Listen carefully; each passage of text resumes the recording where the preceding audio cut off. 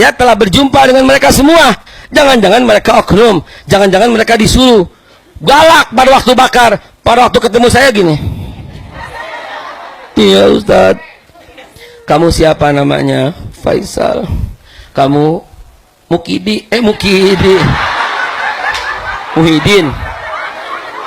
Muhyiddin. Kamu siapa? Aziz. Kenapa kamu bakar? Karena pimpinan kami, nih dengerin, rekam dengan baik-baik.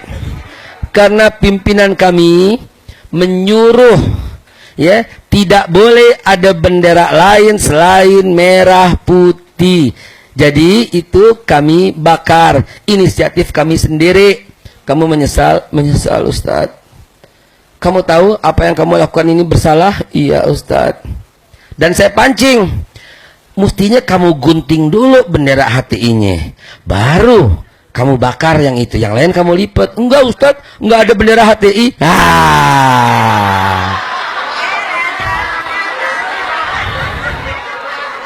Kacamata.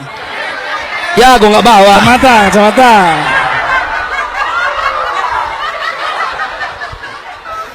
Itulah yang terjadi. Ya, itulah yang terjadi.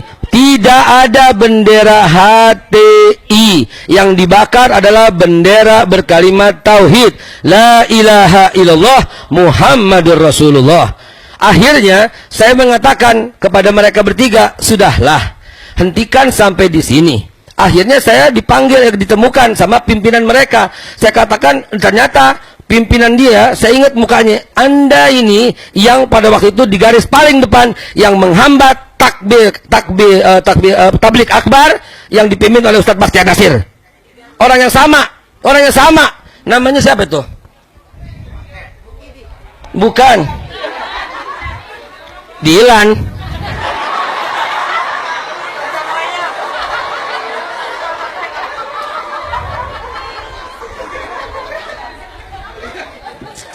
Orang yang sama, Ustaz. Oh, iya. Si itu namanya bukan.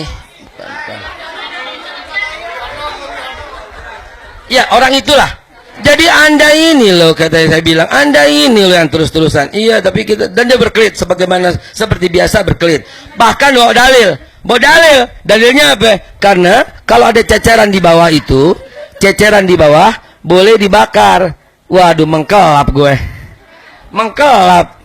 Saya bilang, hampir gue mau bilang, Bahlul, jaga adab. Akhirnya yang dimaksud ceceran di bawah itu kalau ada potongan Quran, ya, yang akhirnya menimbulkan persepsi dan pengertian yang berbeda. Ayatnya separuh, ayatnya cuma secuplik, seujung. Lalu gimana nih caranya? Dibakar supaya tidak menimbulkan pengertian, supaya tidak menimbulkan persepsi yang lain, supaya terselamatkan. Dibakar memang.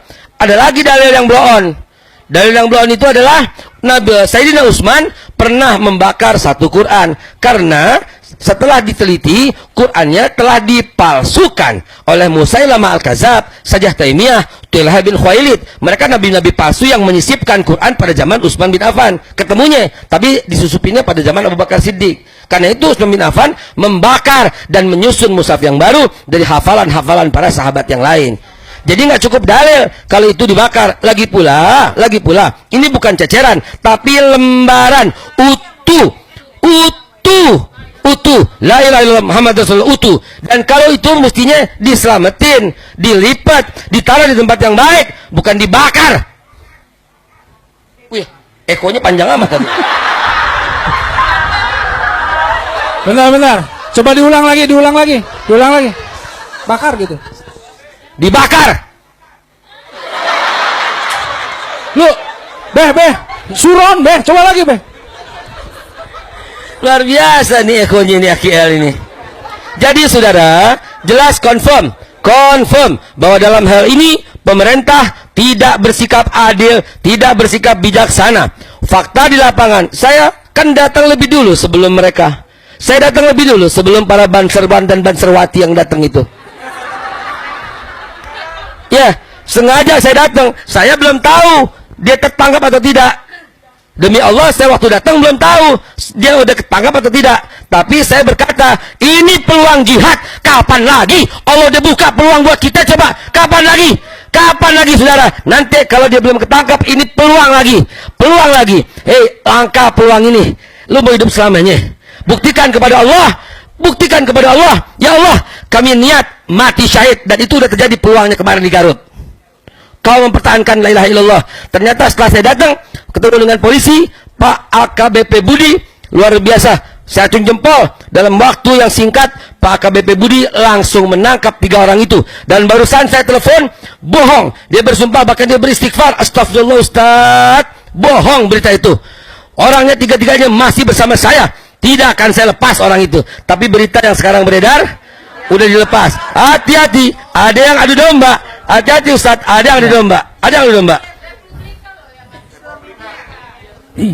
Ya. Jangan sebut merek dulu. Jangan sebut merek. Tapi itu adalah bagian daripada adu domba. Ya, kita mesti percaya dulu sama polisi dalam hal ini. Kalau lo nggak percaya sama polisi, bagaimana ceritanya coba? Ya, kenapa? Karena di sini banyak yang nyamar. Iya. Baik. Baik. Kita takbir dulu. Takbir. Gini. Ya. Udah. Gini. Gak apa-apa, udah biarin aja terbuka gitu kan. Gini. Ini tadi saya balik lagi. Banyak yang belum paham bahwa ini kalimat tauhid. Dan ini jangan sampai ini diklaim oleh ISIS misalnya, oleh apa, jangan. Karenanya apa? Karena supaya kita memberikan pelajaran, memberikan pencerahan sama orang-orang yang banyak, pakai ini sebanyak-banyaknya. Takbir! Pakai ini sebanyak-banyaknya, di mana-mana dipakai, ya. Kita ini sudah terlalu lama takut untuk memakai kalimat tauhid ini. Takbir! Jarang saya lihat di satu event ada bendera ini. Jarang kita lihat di satu acara ada kalimat ini. Nah, karenanya sekarang saya ingin menghimbau nanti acara-acara biasain sekarang ada bendera tauhid ini. Ya.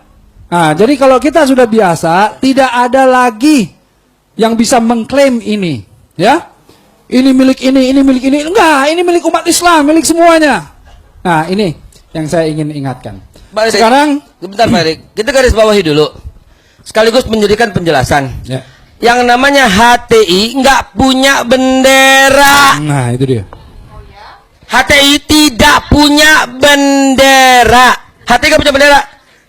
Ya, nggak ada. HTI tidak punya bendera. Yang HTI bawa itu adalah dia meniru bendera, lalu di pojoknya tulis nama HTI, Hizbut Tahrir Indonesia. Itu bukan bendera. Clear. Jadi clear ya. Nah, ini dia. Ini informasi. Clear sekarang penting. itu dari juru bicaranya sendiri. Dari Ustadz Ismail Yusanto bilang HTI tidak punya Bendera. Terus apa dong yang dia bakar? Nah, sudah, tapi itu nggak penting. Tapi yang saya ingin garis bawahi dari Ustadz Erik tadi, setiap kita supaya tidak diklaim ini oleh kelompok tertentu, ya pakai aja. Ya, pakai aja. Tuh, ini juga sesuatu yang dulu digunakan oleh para pahlawan kita kan. Sebelum Indonesia merdeka, foto-foto tentang kalimat ini ada. Iya. Bahkan dalam revolusi jihadnya ada tuh Syekh juga, ya mungkin bendera-bendera ini juga beredar. Ada di merah putih juga sebetulnya. Ada Iya. di Pimpin merah putih. BKR. BKR. Logo BKR dulu. Logo BKR. Muhammad Rasulullah. Baik, nanti kalau ada yang jual beli aja sudah. Ya. Baik ya. Siap ya? Ah, sekarang data udah ada nih. Satu lagi Pak Erik. Iya. Satu lagi. Satu ya. Satu lagi. Setengah aja, oke? Setengah lagi. Setengah, oke. Seperempat lagi. Nambah dia, nambah. Klaim yang dilakukan oleh Banser karena membahayakan NKRI. Karena ini gerakan separatis untuk mengubah NKRI. Salah alamat. Ser. Yang separatis OPM. Dia punya bendera sendiri. Dia punya bintang kejora sendiri. Dia punya pesawat senjata sendiri, dia punya organisasi sendiri, dia punya pemimpin yang jelas semuanya. Lu datang dong ke sono. Minahasa itu separatis, ya. Terus RMS itu separatis. Jangan HTI. HTI itu udah bubar, dan kalau dia masih berpegang teguh itu saudaramu. Demi Allah saudaramu, kau masih bersyahadat yang sama. Duduk dong. Kalau ada perbedaan masalah antara pengertian khilafah, ya duduk bersama dong. Ini himbauan saya kepada Banser, karena tidak semua Banser seperti itu. Saya di Solo dikawal oleh Banser. Oh iya, bersama Ustadz Bakhtiar Nasir pernah kami bersama deklarasi ya, bersama para Banser.